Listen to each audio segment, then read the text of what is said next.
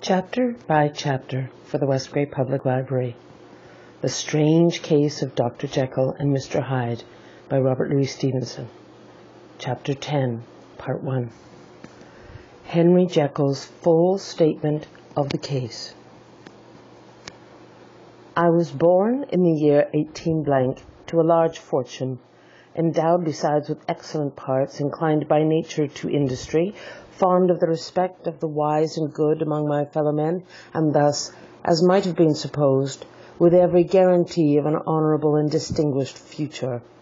And indeed, the worst of my faults was a certain impatient gaiety of disposition, such as has made the happiness of many, but such as I found it hard to reconcile with my imperious desire to carry my head high and wear a more than commonly grave countenance before the public. Hence it came about that I concealed my pleasures, and that when I reached years of reflection and began to look round me and take stock of my progress and position in the world, I stood already committed to a profound duplicity of life.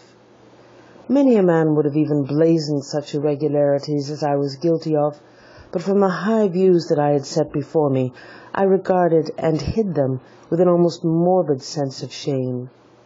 It was thus rather the exacting nature of my aspirations than any particular degradation in my faults that made me what I was, and, with even a deeper trench than in the majority of men, severed in me those provinces of good and ill which divide and compound man's dual nature. In this case, I was driven to reflect deeply and inveterately on that hard law of life which lies at the root of religion and is one of the most plentiful springs of distress. Though so profound a double-dealer, I was in no sense a hypocrite. Both sides of me were in dead earnest. I was no more myself when I laid aside restraint and plunged into shame than when I laboured in the eye of day at the furtherance of knowledge or the relief of sorrow and suffering. And it chanced that the direction of my scientific studies, which led wholly toward the mystic and the transcendental, reacted and shed a strong light on this consciousness of the perennial war among my members. With every day, and from both sides of my intelligence, the moral and the intellectual, I thus drew steadily nearer to the truth, by whose partial discovery I have been doomed to such a dreadful shipwreck, that man is not truly one, but truly two. I say two, because the state of my own knowledge does not pass beyond that point.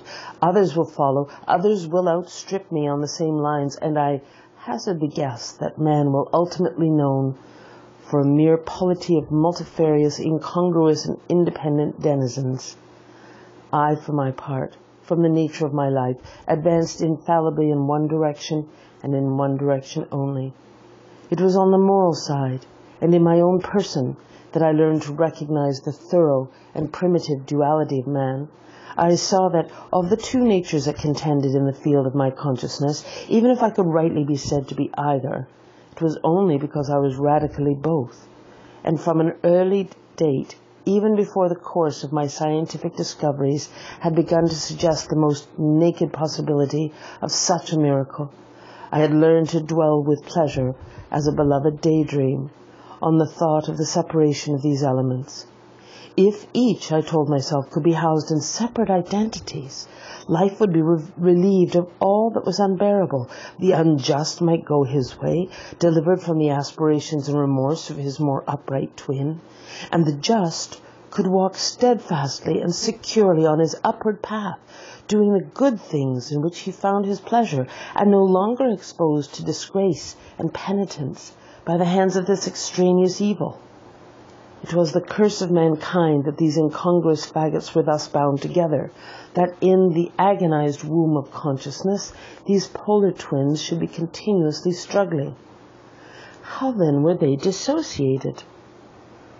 I was so far in my reflections when, as I have said, a sidelight began to shine upon the subject from the laboratory table. I began to perceive more deeply than it has ever yet been stated the trembling immateriality, the mist-like transience of the seemingly solid body in which we walk attired.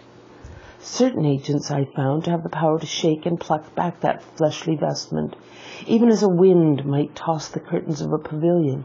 For two good reasons, I will not enter deeply into the scientific branch of my confession. First, because I have been made to learn that the doom and burthen of our life is bound forever on man's shoulders, and when the attempt is made to cast it off, it returns upon us with more familiar and more awful pressure. Second, because, as my narrative will make, alas, too evident, my discoveries were incomplete. Enough, then, that I not only recognized my natural body from the mere aura and effulgence of certain of the powers that made up my spirit, but managed to compound a drug by which these powers should be dethroned from their supremacy and a second form and countenance substituted, none the less natural to me because they were the expression and bore the stamp of lower elements in my soul. I hesitated long before I put this theory to the test of practice. I knew well that I risked death, for any drug that so potently controlled and shook the very fortress of identity might, by the least scruple of an overdose or the least inopportunity in the moment of exhibition, utterly blot out that immaterial tabernacle which I looked to change. But the temptation of a discovery so singular and profound at last overcame the suggestions of alarm. I had long since prepared my tincture. I purchased at once from a firm of wholesale chemists a large quantity of a particular salt, which I knew from my experiments to be the last ingredient required, and late one accursed night I compounded the elements, watched them boil and smoke together in the glass, and when the ebullition had subsided, with a strong glow of courage, drank off the potion. The most racking pangs succeeded, a grinding in the bones, deadly nausea, and a horror of the spirit that cannot be exceeded at the hour of birth or death. Then these agonies began swiftly to subside, and I came to myself as if out of a great sickness. There was something strange in my sensations, something incredibly new, and from its very novelty, incredibly sweet. I felt younger, lighter, happier in body, when within I was conscious of a heavy recklessness, a current of disordered sensual images running like a mill race in my fancy, a solution of the bonds of obligation, an unknown but not an innocent freedom of the soul. I knew myself, at the first breath of this new life, to be more wicked, tenfold more wicked, sold a slave to my original evil, and the thought in that moment braced and delighted me like wine. It stretched out my hands, and I exulted in the freshness of these sensations, and in the act I was suddenly aware that I had lost in stature. There was no mirror at that date in my room. That which stands beside me as I write was brought there later on, and for the very purpose of these transformations. The night, however, was far gone into the morning. The morning, black as it was nearly ripe for the conception of the day. The inmates of my house were locked in the most rigorous hours of slumber, and I determined, flushed as I was, with hope and triumph, to venture in my new shape as far as to my bedroom.